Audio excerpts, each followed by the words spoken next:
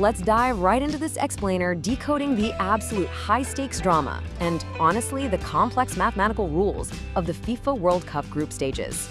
You know, if you've ever watched the final day of a group stage, you already know it's a total roller coaster.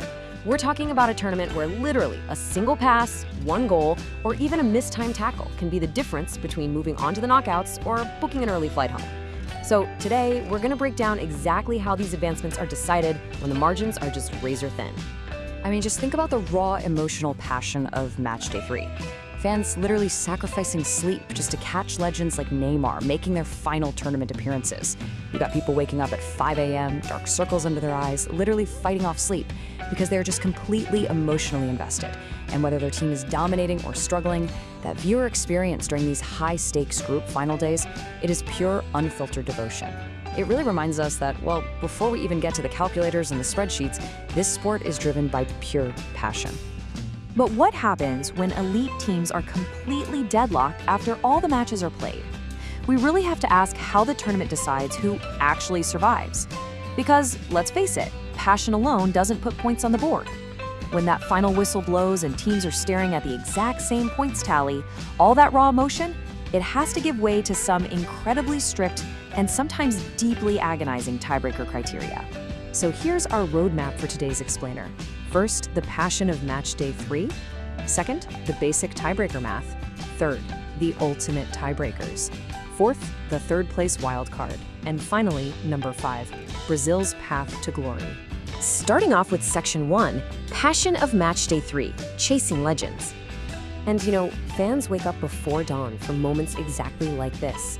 Seeing Neymar join the absolutely elite company of Pelé, Cafu, and Jaume Santos by playing in his 4th World Cup, it brings this magical energy that completely changes the atmosphere on the pitch. Think about it. Returning from a grueling string of injuries, he stepped out there against Scotland and he played with a visibly positive mindset. No pressure. In just a really brief appearance, he had 28 touches and created an incredible 23 chances. It wasn't even about carrying the team on his back. It was really about the joy of being out there, taking the pressure off the younger stars and giving fans exactly what they stayed up all night to see. Moving on to Section 2, the basic tiebreaker math, breaking the deadlock. Okay, so the absolutely crucial thing here is understanding this exact ladder. First, if points are tied, we look at goal difference. Then, goals scored. And finally, the direct head-to-head match results between those tied teams. This sequence fundamentally changes how elite coaches approach those frantic final minutes of a group game. Think about it. If you're up 2-0, you might not just sit back and defend anymore. You might push aggressively for a 3-0 or 4-0 win, because padding that goal difference or goals scored column, that could literally be your safety net if you tie on points later on. To see this in action, let's look at this hypothetical Group A scenario. Even if South Korea achieves a better goal difference, Mexico would still win the group because the rules heavily prioritize their 1-0 head-to-head victory over South Korea. Now, in previous tournament structures, a superior goal difference was usually the ultimate trump card across the board. But scenarios like this show a major shift, where direct matchups can completely override a team's overall scoring efficiency. It basically means every single goal in every single specific matchup carries a terrifying amount of weight. However, if we look at the reality of Group C, we saw the more traditional rules hold firm.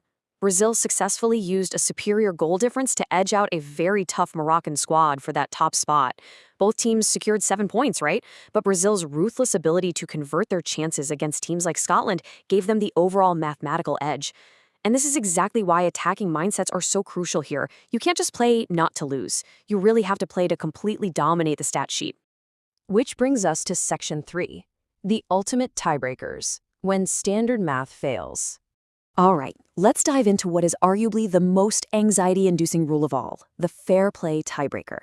This is a system where aggressive defensive tackles can literally cost a team their World Cup survival. Basically, if the standard stats are completely deadlocked, officials look at your discipline. A yellow card is a negative point, a red card even worse.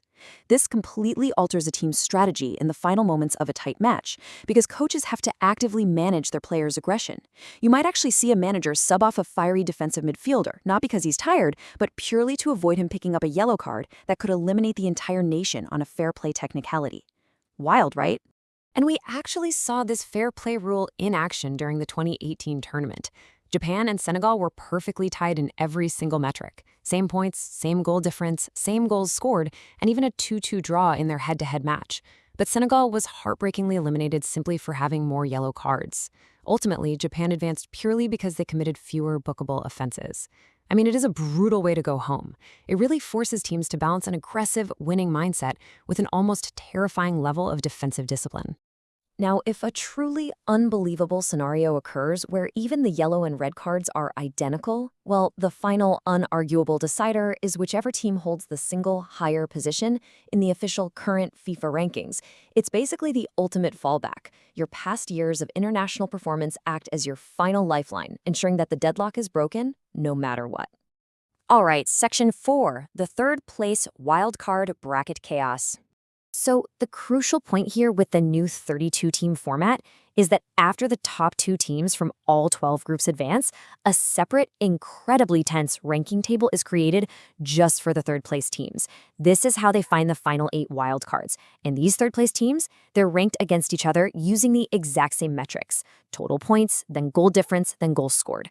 This drastically changes the dynamic of the group stages because suddenly you don't necessarily have to be the absolute best to get out of your group. You just need to be mathematically better than the third-place teams sitting in entirely different groups across the whole tournament.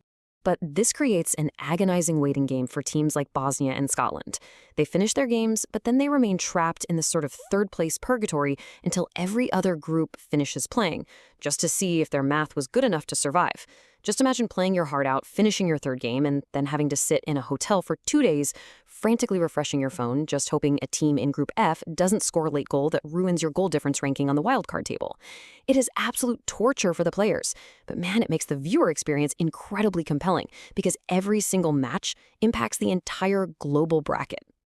And finally, Section 5, Brazil's path to glory, magic amidst the math.